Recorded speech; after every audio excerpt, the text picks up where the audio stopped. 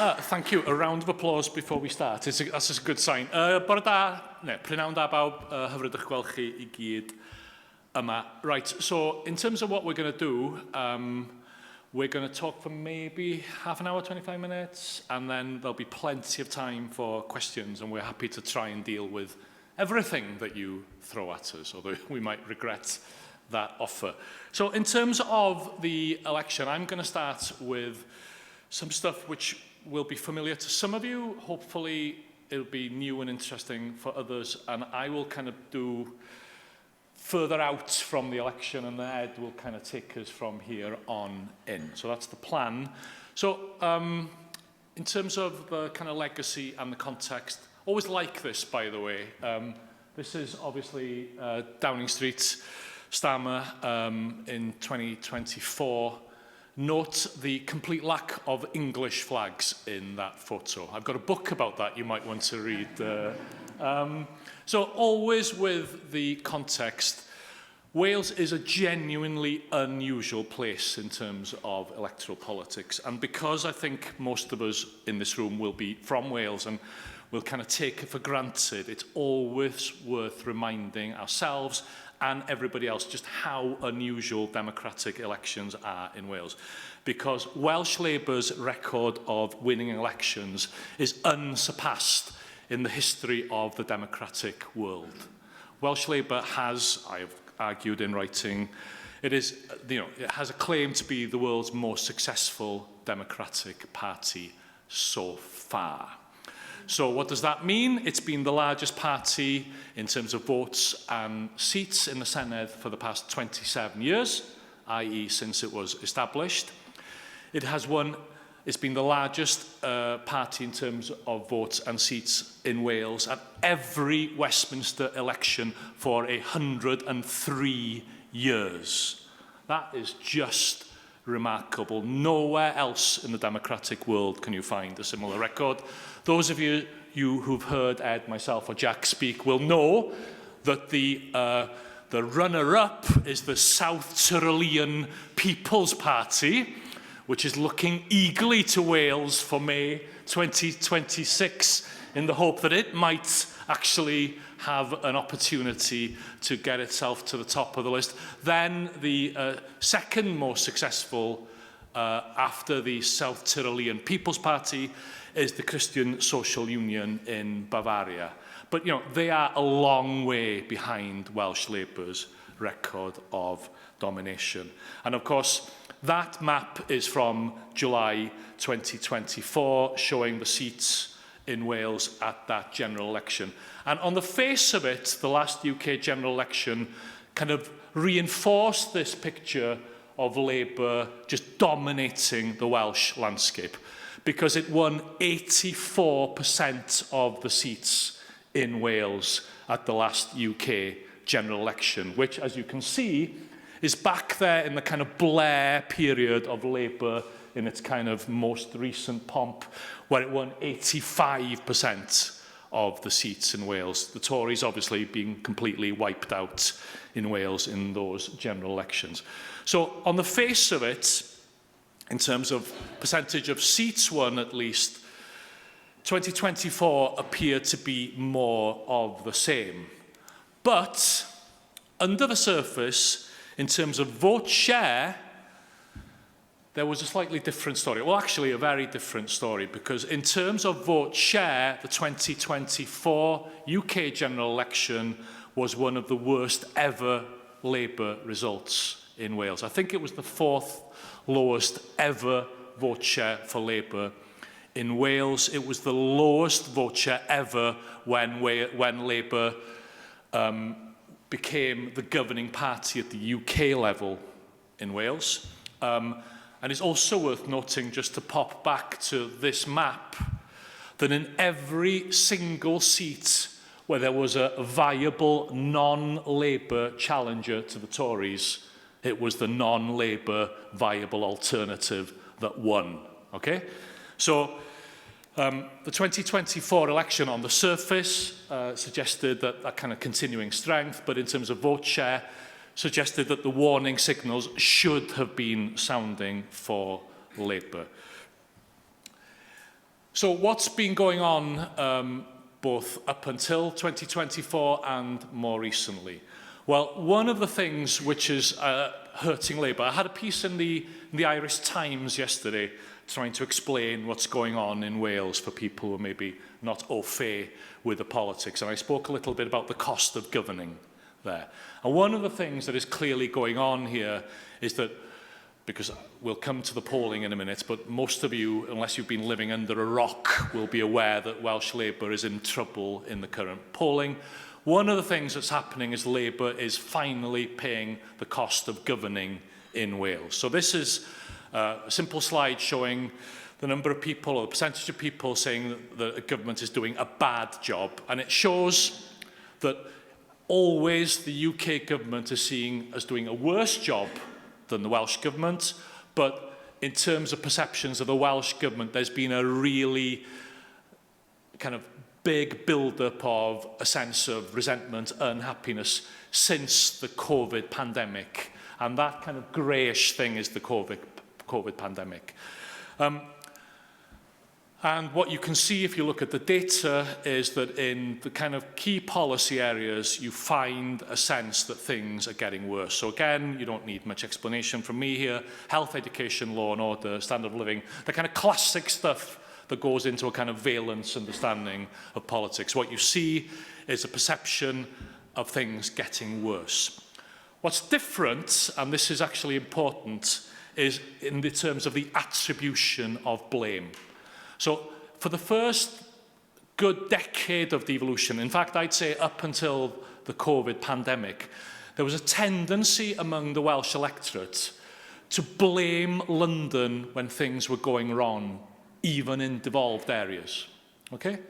And you can argue that there's a plausible story for that. It could be, well, we're not getting enough money from London in order to do things in a different way, in a better way, and but whatever the reason, until the pandemic, or maybe people just didn't understand who was responsible for what, that's another alternative explanation, at least until the pandemic, in terms of blame attribution, London would be blamed for worsening performance even in devolved areas. And on the flip side of that is that people would even credit the Welsh level when things were going well in non-devolved areas, which is crazy, but fantastic if you're Welsh Labour, obviously, okay?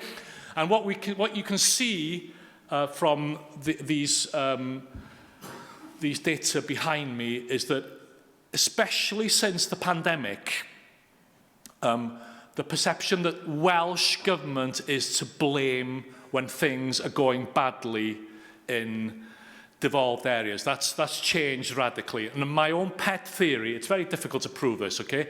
But my own pet theory is that COVID was a kind of crash course for the Welsh electorate in terms of who was responsible for what.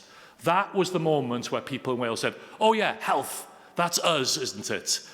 And it worked really well for Labour in 2021 because people were happy, were much happier with what the Welsh government was doing than what the UK government was doing in the area of health. So that really helped Labour in 2021. But since then, the understanding that the Welsh government is primarily responsible for health is now damaging Labour. So that's the kind of policy performance stuff which can be familiar to all of you from conversations about elections. There's also something which is specific about the Welsh context, which I want to talk a little bit about, which is national identity, how that is a key lens for understanding what's going on in Welsh politics. So a lot of the kind of British political discussion focuses on, the performance of particular individuals, performance in particular policy areas. In Wales, a lot of our analysis of political behaviour focuses on national identity. And I'll show you why in a moment. In terms of understanding the patterns of national identity in Wales, they're strong. People tend to have very strong senses of national identity, but they're also very varied. Wales is the most heterogeneous part of the UK in terms of patterns of national identity because around 27% of the Welsh electorate are born in England, okay? So you have people who are Welsh, you've got people who are British, you've got people who feel Welsh and British, you've got people who feel English. This is a much more complex situation in terms of national identity than either Scotland, England, or indeed Northern Ireland, which is, I know, a big claim. And in terms of the way that we, and I haven't got time to talk about how our work has evolved in this area, we tend to differentiate between the following groups, and I'll show you why in a moment this is important. So there are people who feel strongly Welsh only. There are people who feel strongly British and strongly Welsh.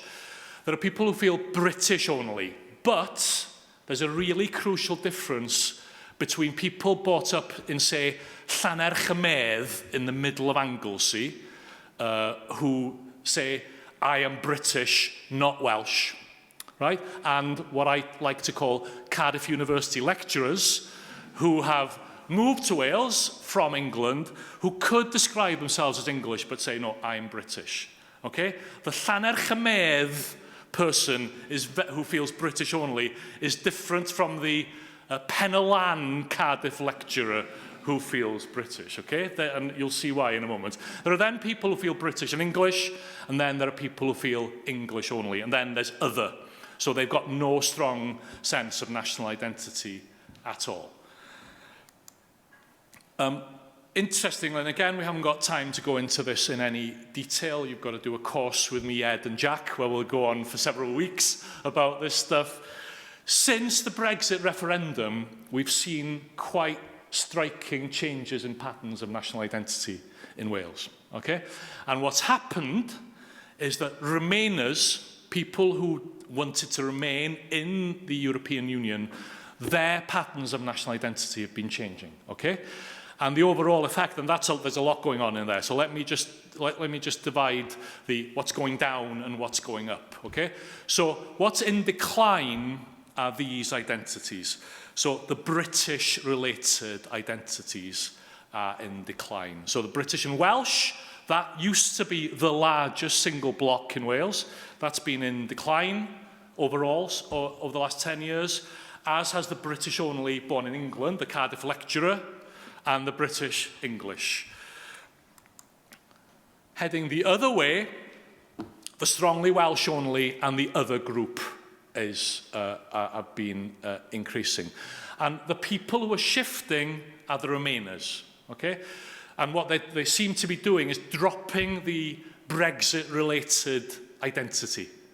So the British and English who were pro-European are going, I'm not sure about this British thing anymore.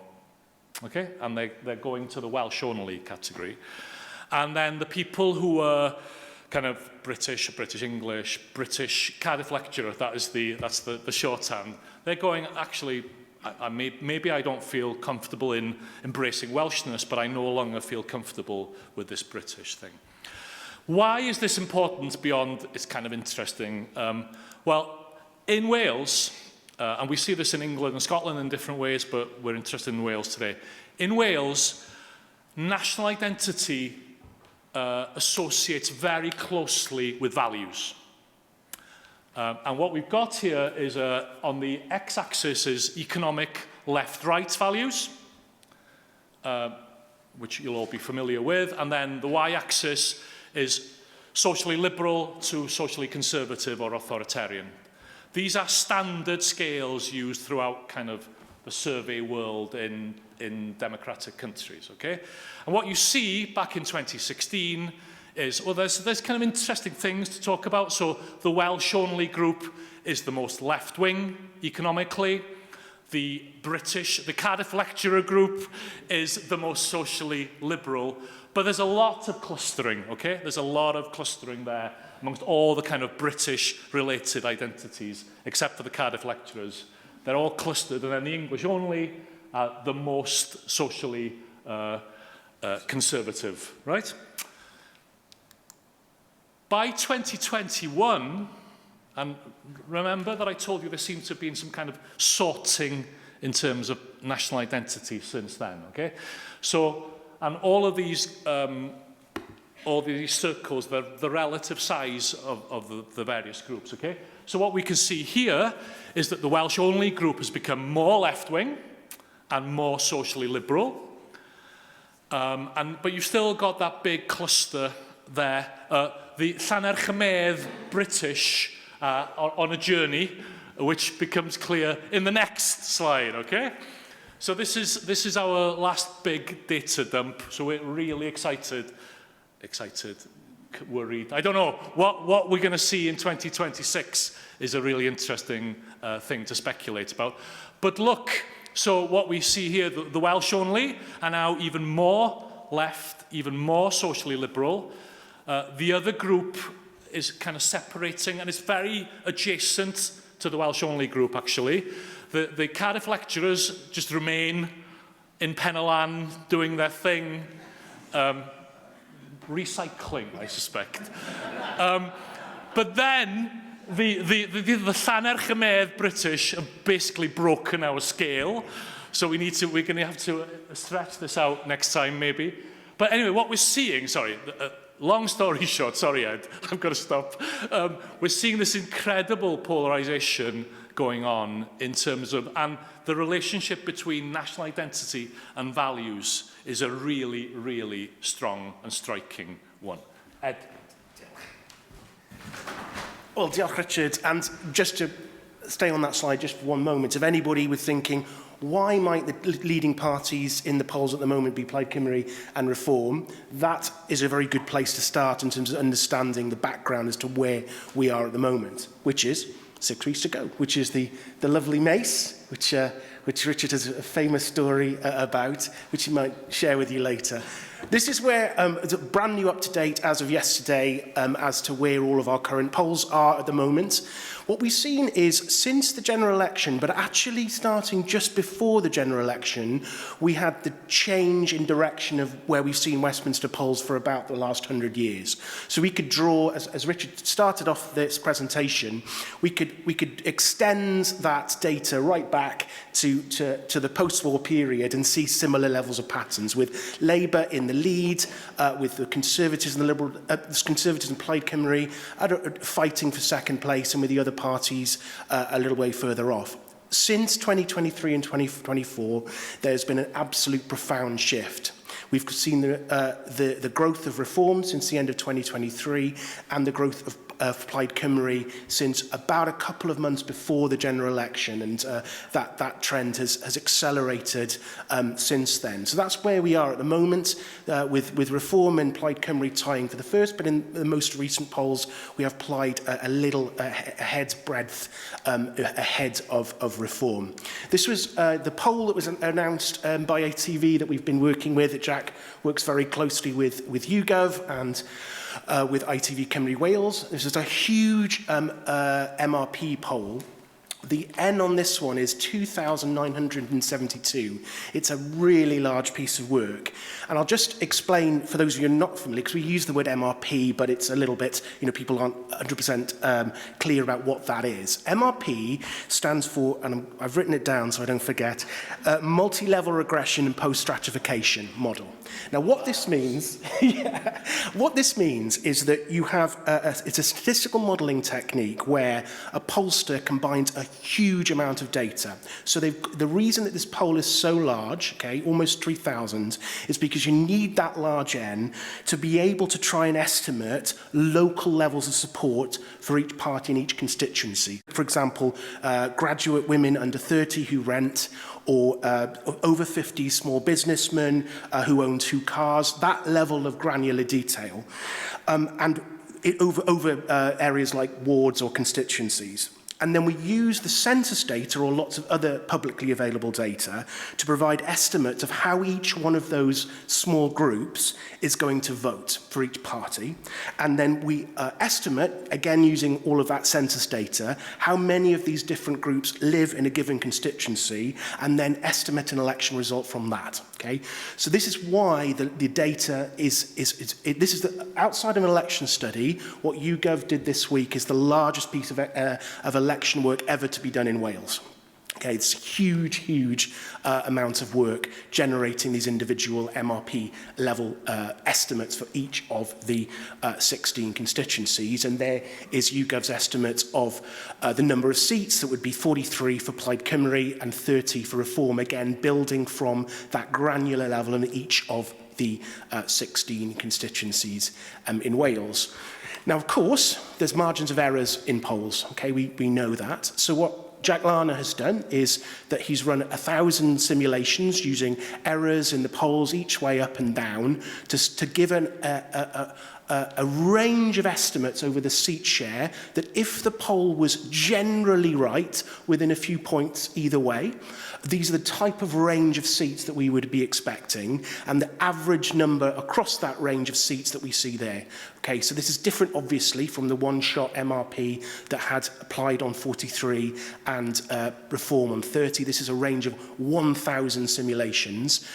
But again, you can see the ranges are because the MRP is so large, we're able to minimise the estimate of how many seats, more than we would have before.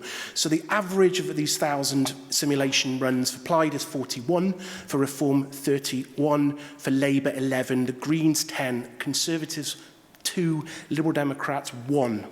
So again, that's why we have made very, very slight differences, because this is the average of 1,000 different runs. Okay. Now this, you're not going to be able to read the numbers, but that's a good thing because the numbers are incorrect.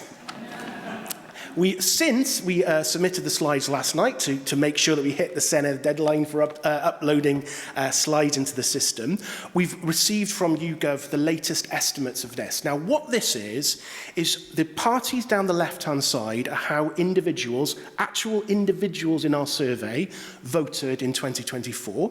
And on the right-hand side is the party that they said that they're going to vote in the Senedd election in 6 weeks' time. These are individuals in the panel across our close to 3,000 people. Okay. Now, I'm going to list through because I've written them down. I just had them through from Jack, who's taken a break from paternity leave to check his emails from YouGov on the very, very latest figures to come through. The reason I'm going to say these is because you'll see how important it is and how so much of the contemporary analysis in London is just simply incorrect about the way in which individuals are moving from party to party. So I'll just take through the main swings and switches of individuals from party to party. Okay, so Conservative general election voters in 2024, 35% of them now are going to vote Conservative in the Senedd election, 46% Reform. So they're losing more of their voters to Reform than they're keeping, 46. 2024 was a disaster. Yeah.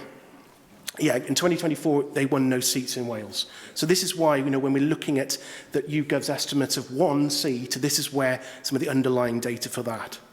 For Reform voters in 2024, no surprise that they're maintaining almost all of their voters, and of course adding voters to that. They're retaining 82%, and of course bringing in that big chunk of Conservative voters. So that's where the Reform voters coming from.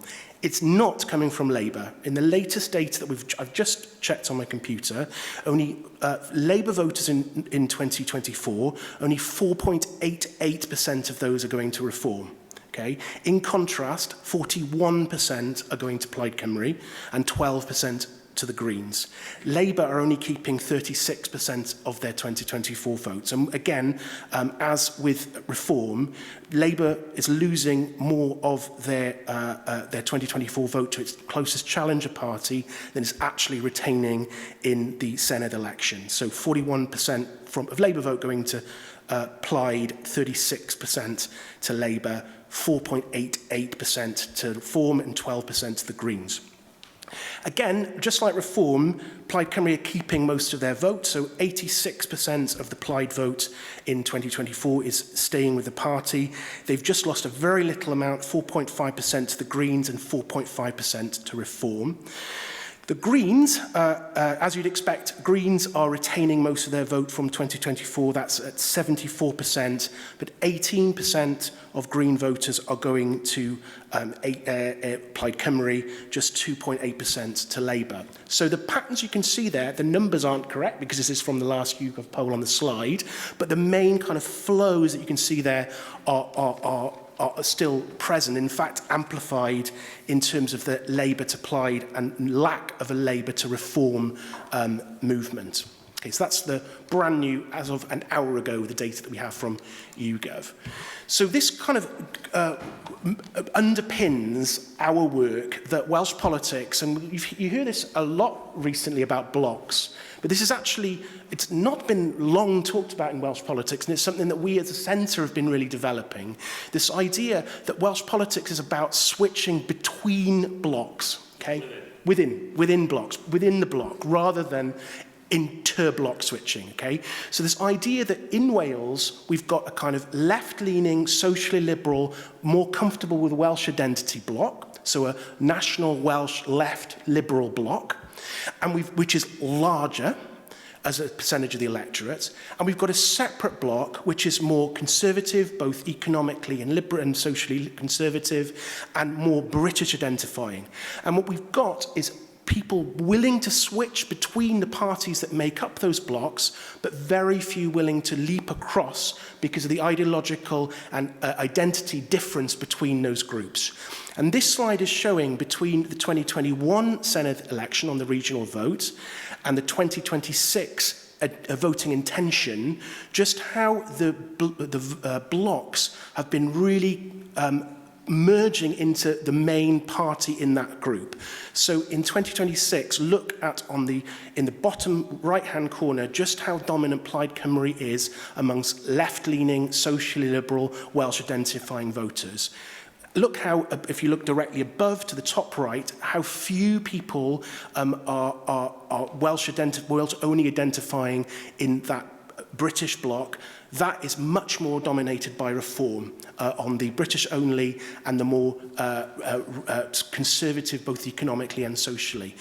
So we've got a process of consolidation within the parties, within the blocs that we didn't see in the last election. Look how Labour are doing very well all across the left Welsh bloc there in the previous election on the bottom left-hand side there. So who are the people that are switching? The main switches that we're seeing at the moment, again, are Conservative to Reform and Labour to Plaid Cymru. The Conservative to Reform switchers, who are they? Well, they are younger voters, but I should caveat that because the average age of a Conservative voter is at least 67. So this is younger than 67, okay? The average age... yeah, the bus pass professor in Jones here, no one's... Not yet. So we've got younger voters. The average age of Reform voter is about 55, which is still a lot older than Labour, Plaid, Liberal Democrat, Green voter. So it's younger, but this is not. We're not talking about kind of, you know, the classic young man Reform voter. This is about average Reform voters in their 50s.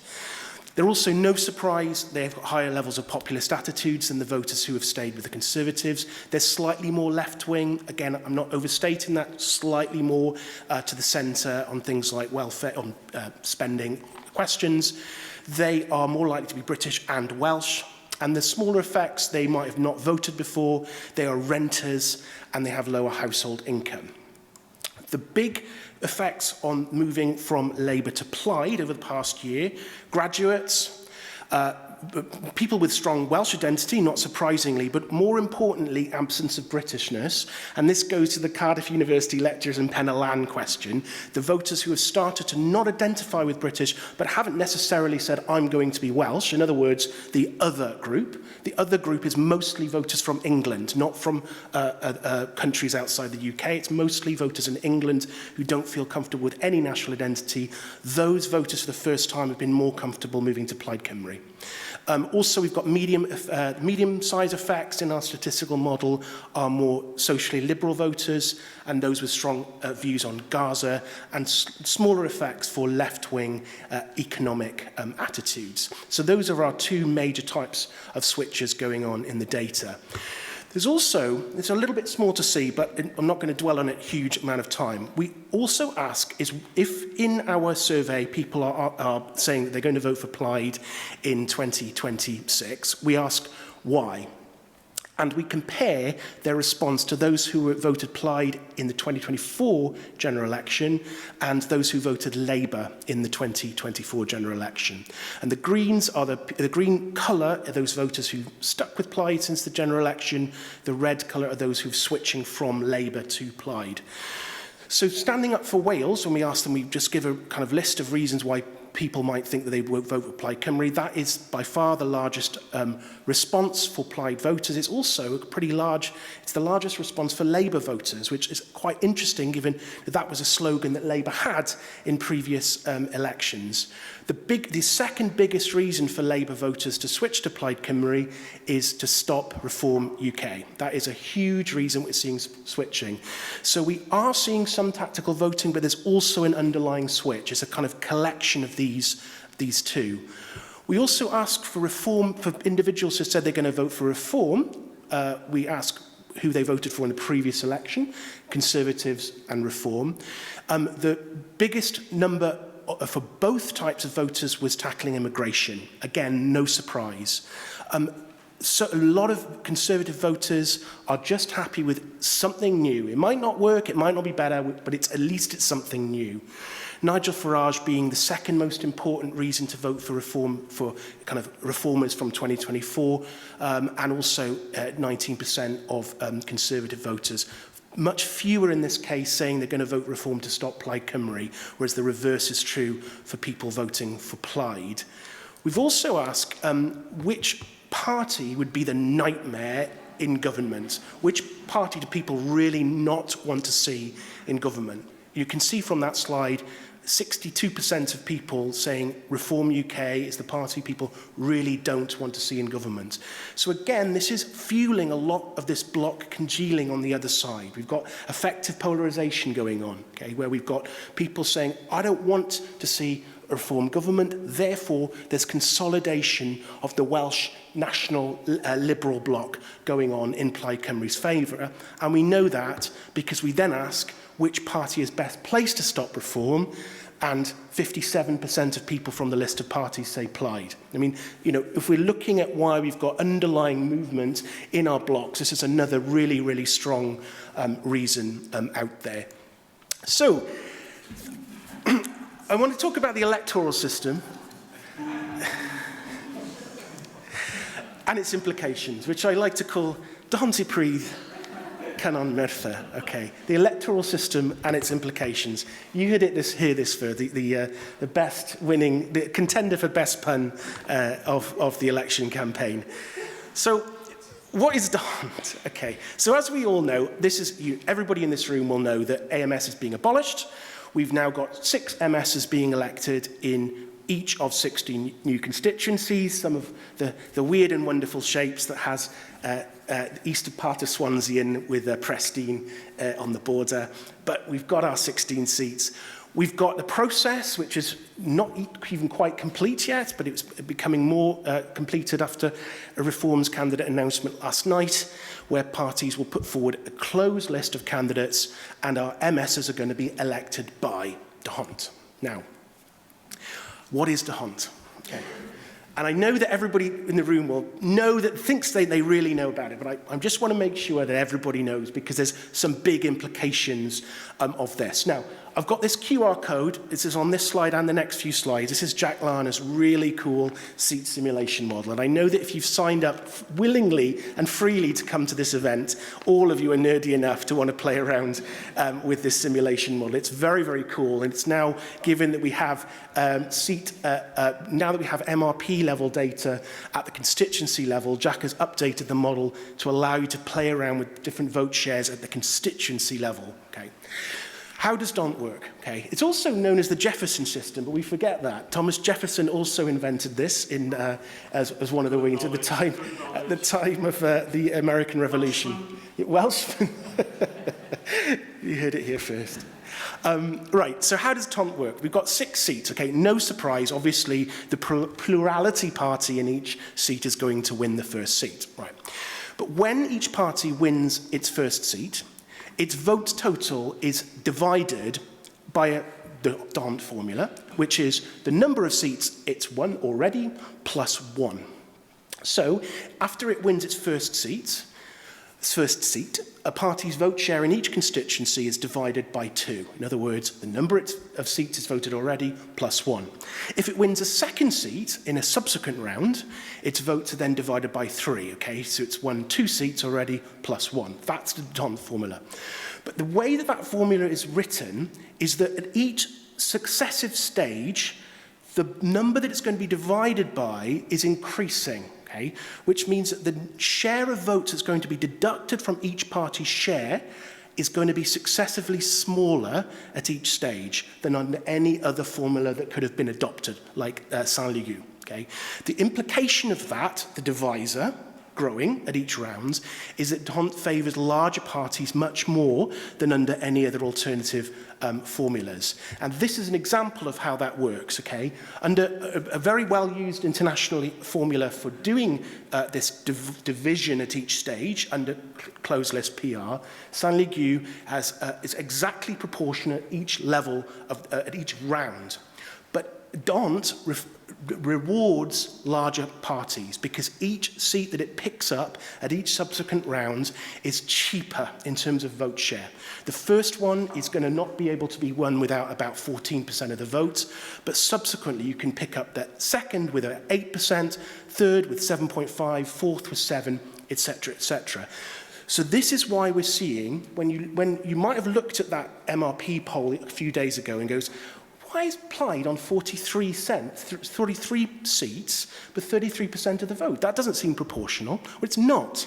It's because DONT rewards big parties. Okay, so that's the reason that we're seeing the 2 largest parties in particular. The more dominant a party becomes, the more it benefits from this because it's snatching up 3rd and possibly 4th seats much more cheaply. We could easily see, for example, in some of the Plaid stronghold seats like Bangor Codwyn Morn or Gwynedd Maldwyn or Sir Gyfer, where Plaid get 4 seats but with less than 50% of the vote. That's a consequence of DONT. So other implications of this is it's hyper-competitive. Okay? Those 5th and 6th seats are going to be decided by whisker-thin margins. Okay?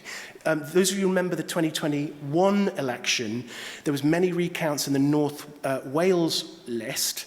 I think Sam Rowlands beat Carrie Harper by about 14 votes across the whole of the North Wales region because, to pick up that 4th seat at the time. So I think we're likely to have many recounts. I think the 4th, 5th and the 6th seats are going to be decided by incredibly tight margins there. And of course that means there's no seats. So no safe seats, right? So even in a strong reform area or Plaid area, we're going to know who the plurality winner is going to be, but we're not going to know necessarily who's going to pick up the 4th, 5th and 6th seats. So for every party that's competitive in an area, there's a huge incentive to try and snatch, even if they're not dominating in a particular constituency, there's still a big incentive to campaign and try and pick off one of the lower numbered seats. Also, as a result of DONT, and remember, as I just pointed out in the previous slide, there's quite a high barrier to entry. So the number is not fixed. It's not like in Germany with its 5% hurdle to get into the Bundestag. It depends on how dominant a particular party is in a seat. So in the seats where particularly Plaid are going to be very strong, the hurdle is going to be very high because Plaid is going to be picking off the subsequent rounds of seats before it gets down to the lower levels of vote share. Meanwhile, if there are more competitive seats in terms of the dominance of a particular party, the hurdle is likely to be a little lower.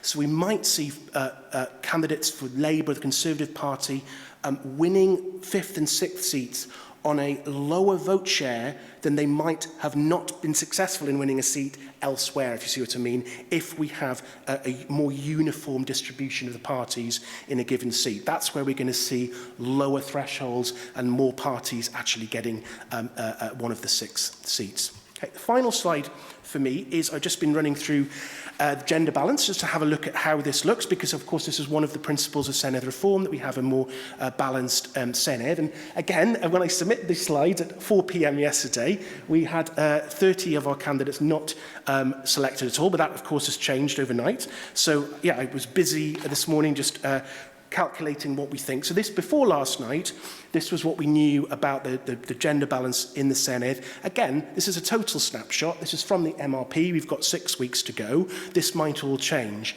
Those of you who looked at the list will note there's a lot of female candidates in the 3rd position for Plaid Cymru. That's going to make a big difference as to the end total of not only Plaid Cymru's female representation, but the gender balance of the Senedd as a whole.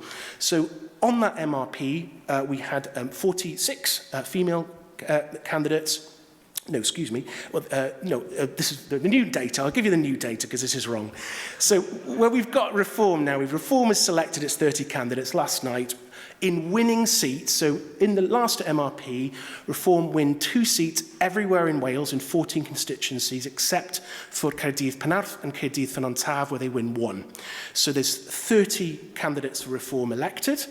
Okay, and so if we add those in, there's 10 female Reform candidates in winning positions in the MRP and 20 male Reform candidates in winning positions in the MRP. So in our updated slide, we've got 49 male candidates, so 16 Plaid, 20 Reform, 6 Labour, 6 Green and 1 Conservative, and we've got 46 females, 27 Plaid, 10 Reform, 6 Labour, and 3 Greens. There's 1 Green in Gwynedd Maldwyn, who's in a moment in a winning position, but as far as I can see, haven't been selected yet. So, yeah, good luck to them.